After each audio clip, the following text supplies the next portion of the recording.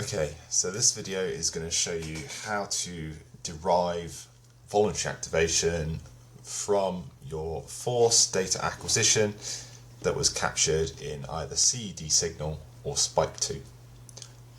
These software that I've mentioned are very similar in terms of their user interface, so if you can do it in one, you could do it in the other. Now, to calculate voluntary activation, we're going to need a few prerequisite things, which hopefully you captured from your experiment. So we're going to need our force recording in a relatively high capture frequency, so at least about 1000 Hertz.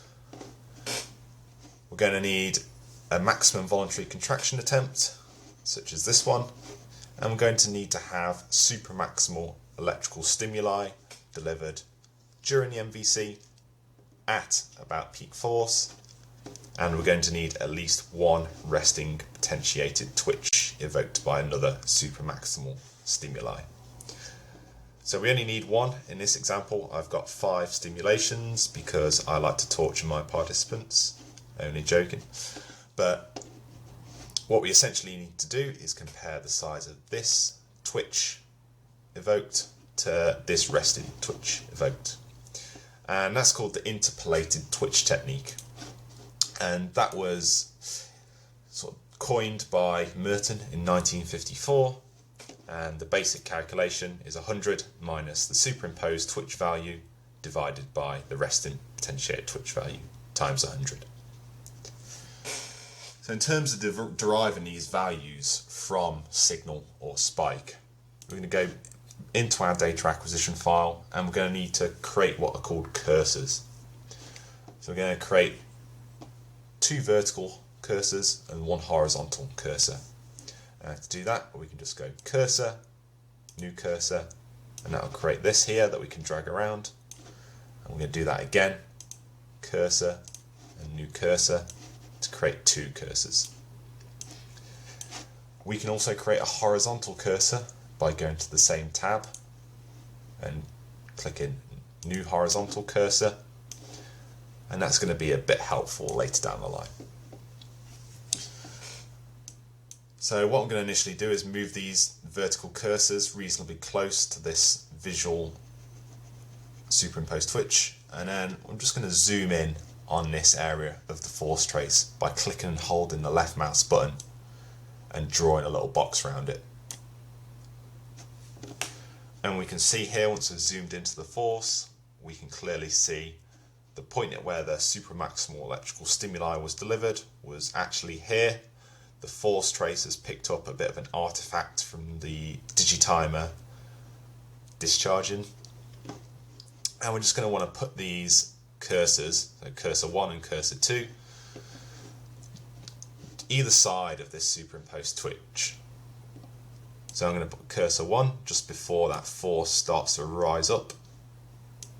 So there. And cursor 2 is going to go just after we hit the peak force with that superimposed twitch. So about there. Then we're going to want to go to cursor again and go all the way down to cursor regions. And this is going to open a little dialog box, and it's going to calculate one particular measure within these 2 cursor regions here. And in this case, we're looking for the peak to peak value. So by default, this left drop down menu might select mean, which would take obviously the average of the values in this area, but we want to choose peak to peak, and that will tell us what the highest minus the lowest value is. And that will essentially give us the size of this superimposed twitch.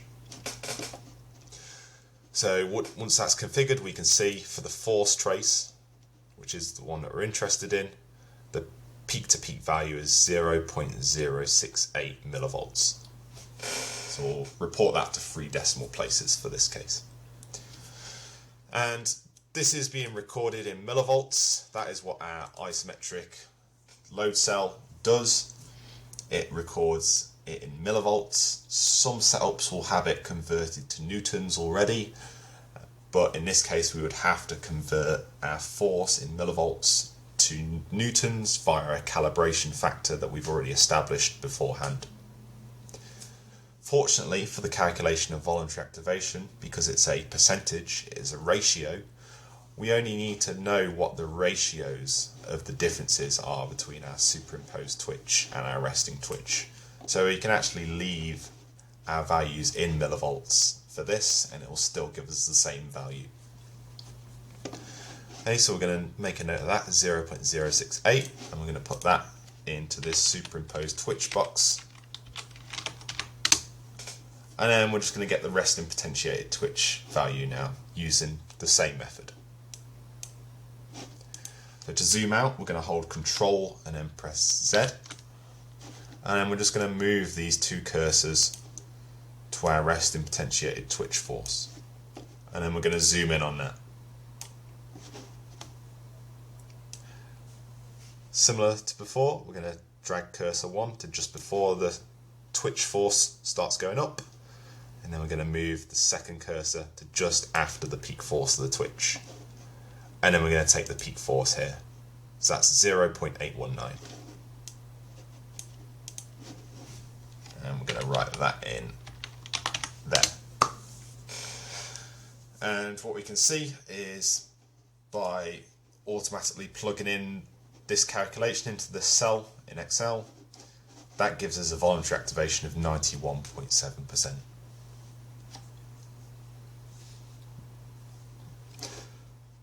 So what we can do further to improve our measure is we can account for the fact that this superimposed electrical stimulus wasn't delivered at the peak force. It was delivered pretty close to the peak force, but not exactly at the peak force, and that's always a tricky thing to do. So we can take 2 extra steps to help improve that value, and this was mainly popularized by these authors from this paper. And essentially what we do is we find the ratio of when the superimposed stimuli was delivered, and we compare that to the peak force of the MVC itself, and we just throw that in brackets. So to do that, we do a very simple set of calculations with our horizontal cursor this time. So what we're going to do is we're going to find firstly the super value of the force before the superimposed twitch.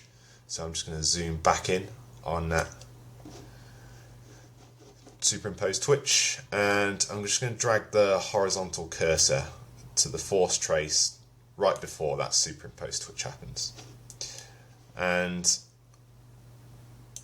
this horizontal cursor will tell us what the value is at that point. So in this case it's 3.143, so I'm going to pop that in there as the force before superimposed twitch, so 3.143. And then we need to find out what the peak force is. So I'm going to zoom out again by pressing Ctrl Z, and I'm going to move this horizontal cursor up to where we can see the participant hit the peak force. I'm just going to zoom in again. I'm going to move that to be about at the peak force.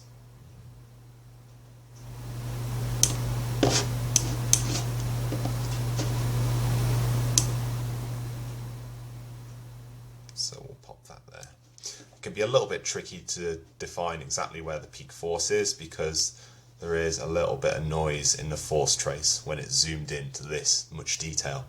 But we'll say that that is 3.2390.